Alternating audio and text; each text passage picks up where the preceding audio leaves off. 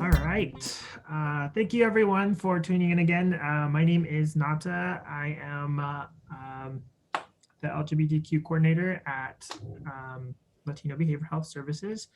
And I'm very excited to have another interview with one of our LGBTQ Latinx community members.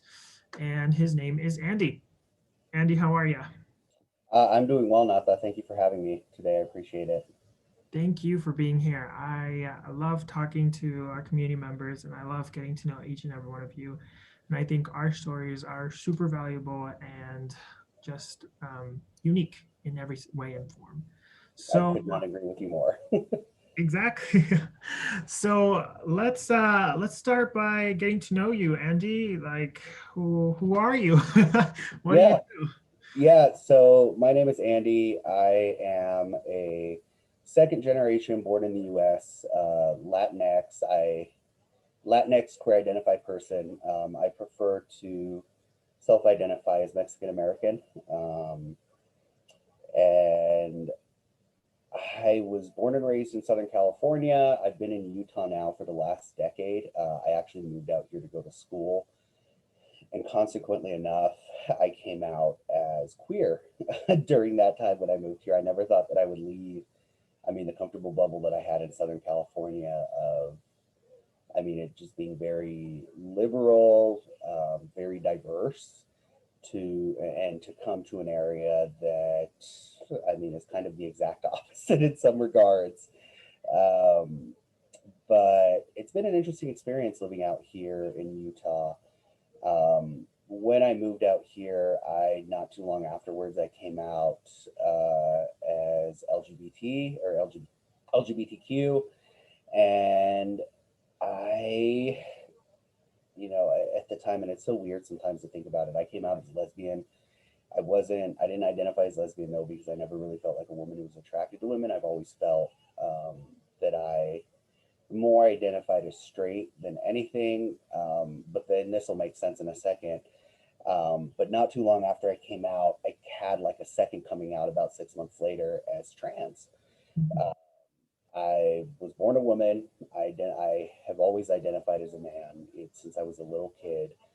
I've never felt like a woman, but I never had the ability to verbalize it and be able to put into words how I self identify.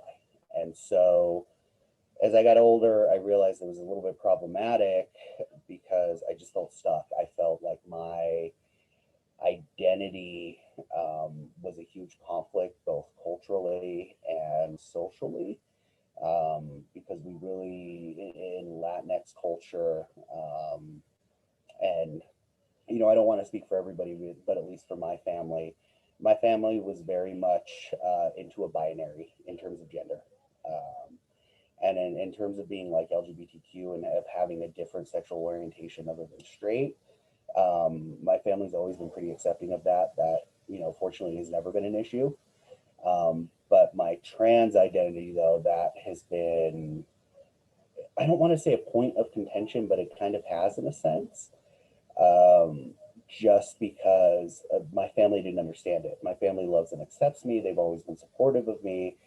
But for them, understanding gender identity was a little bit more difficult, especially the older generations in my family, those that were born in Mexico, those that, are still very much heavily rooted in Catholicism.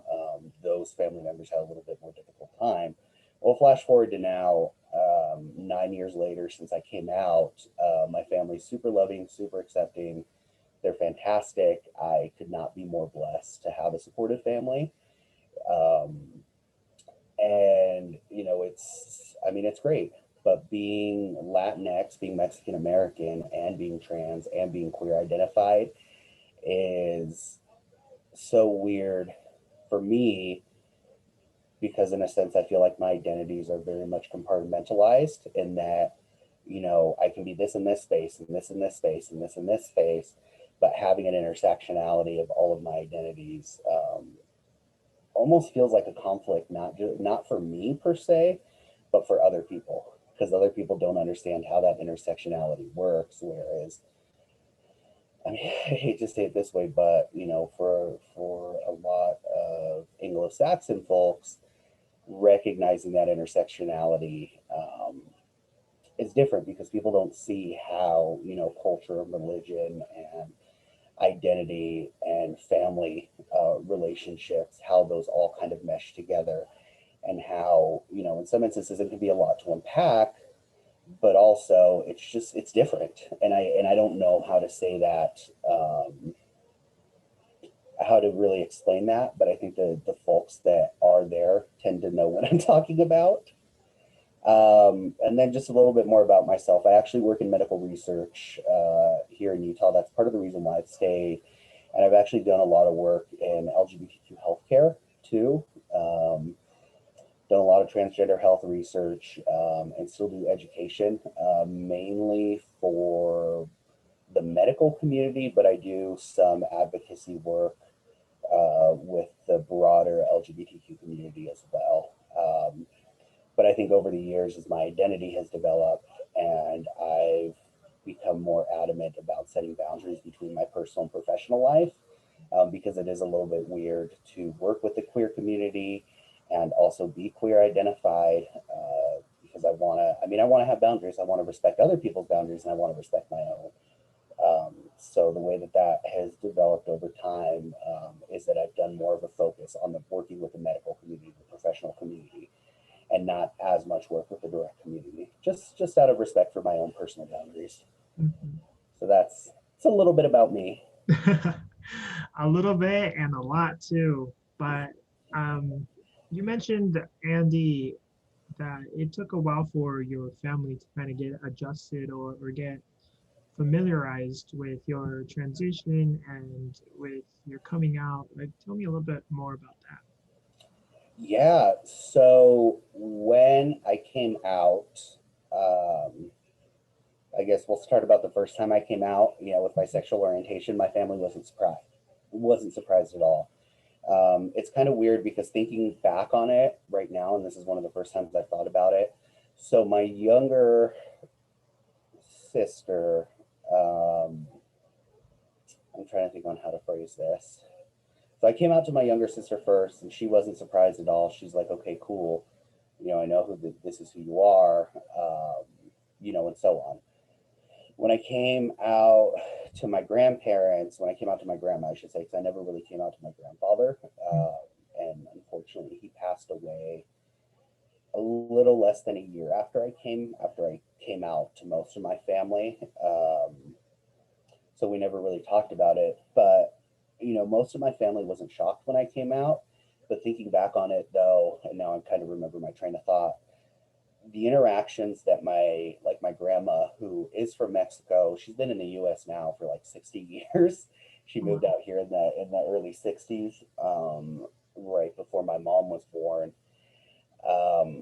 My grandmother is still very much, traditional Hispanic, Catholic, very much binary views about gender, Mhm. and sexuality. She's a little bit more progressive on, but still, it's a tough topic for her because she's very much of the mentality of, men and women get married, they procreate, and God's work kind of thing. And great for her, you know, but that's not the views that I still I share with her.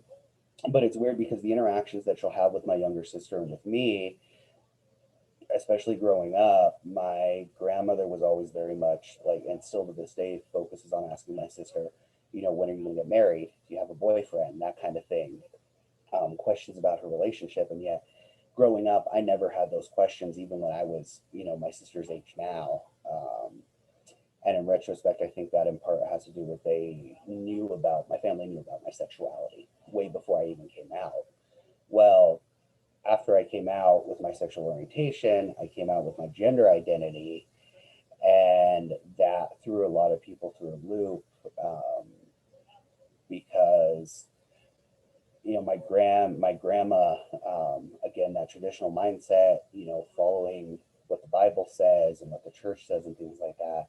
And historically, the Catholic Church, hasn't really had very favorable views on LGBTQ people.